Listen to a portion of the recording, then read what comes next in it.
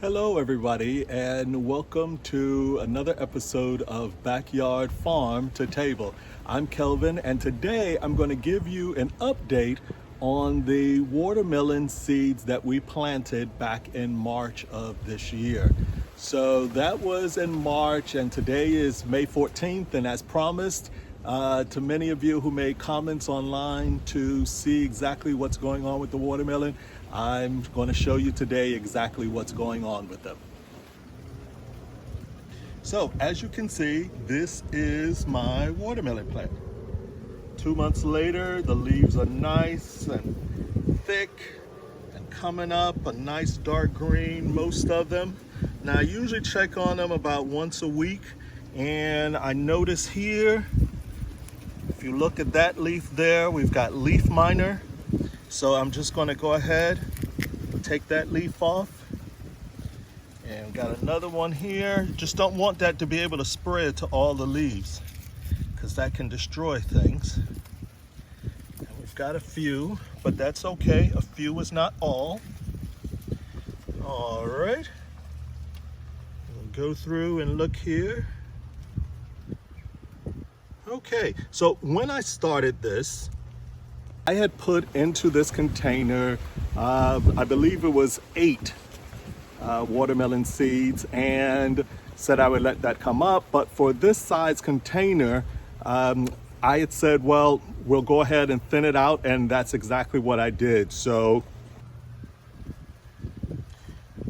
of the 8, I've got this one here, and I've got this one, which started out slow and now it's starting to come back.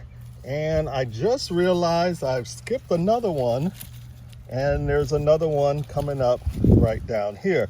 So I'm going to wait and see exactly what happens. This one seems to be the dominant one. This is where all the growth is. It's coming across. It's reached out to where the potato container is, and it's coming along real nicely. We're starting to have what looks like the beginnings of the first flowers, which is nice. So since I noticed the first flowers coming up, I'm going to make Monday the very last nitrogen heavy treatment for this planter, and then I'm going to start doing the heavier fertilizer that has more potassium and phosphorus in it.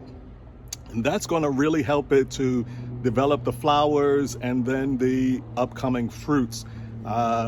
It's got still a little bit of nitrogen in it, but it's predominantly potassium and phosphorus, and we'll go with that. Now, the other thing that we've got going right now is we have now, and it seems late, I guess maybe because of global warming and everything, but the rainy season is now upon us.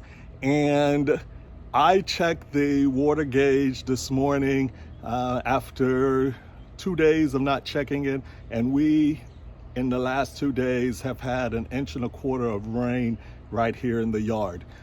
So I now have stopped watering on my own, because for most things, especially like this water intensive watermelon, it only needs like 1 to 2 inches of rain per week to do well.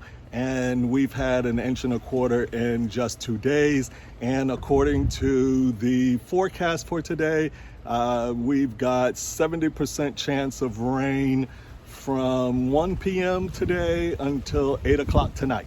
So almost a full-time job's worth of rain coming down today. So what I've done,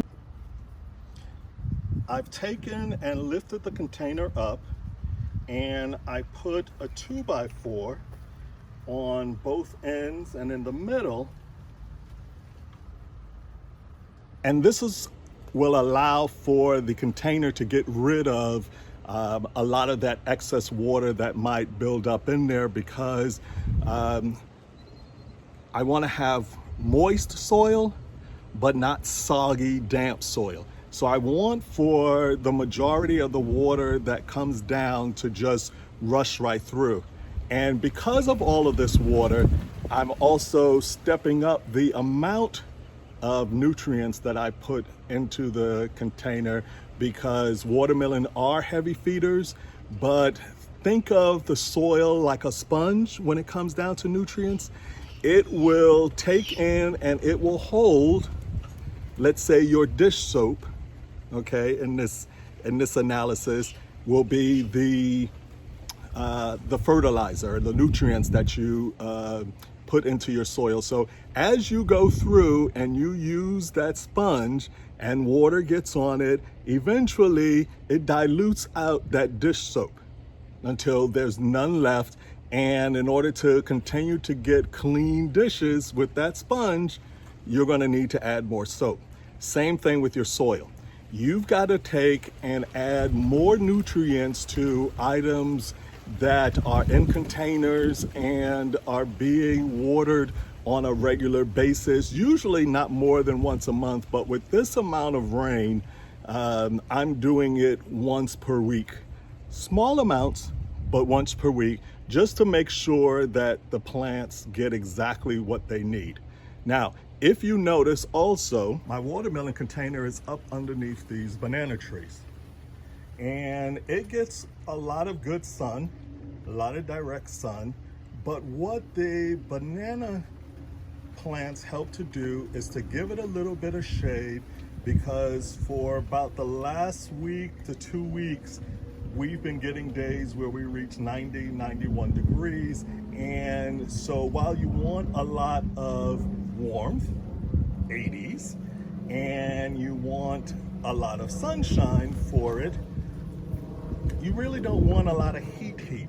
So this banana tree allows for some shade throughout parts of the day, especially in the late afternoon, because this way that I'm pointing the camera to now is west and this way is north. So it will continue to get light. It just won't get a lot of direct UV rays, which is what will cause the heat, okay?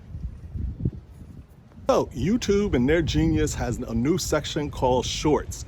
And so I'm going to, every 2 weeks, give you another update on how the watermelon is doing.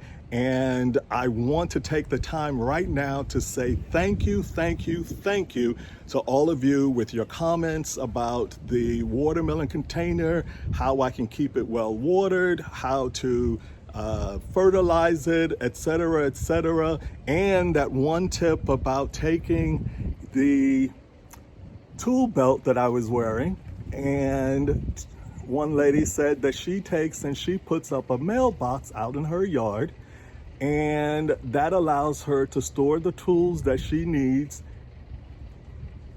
And that's genius. But I would have never thought of something like that, and maybe you didn't either.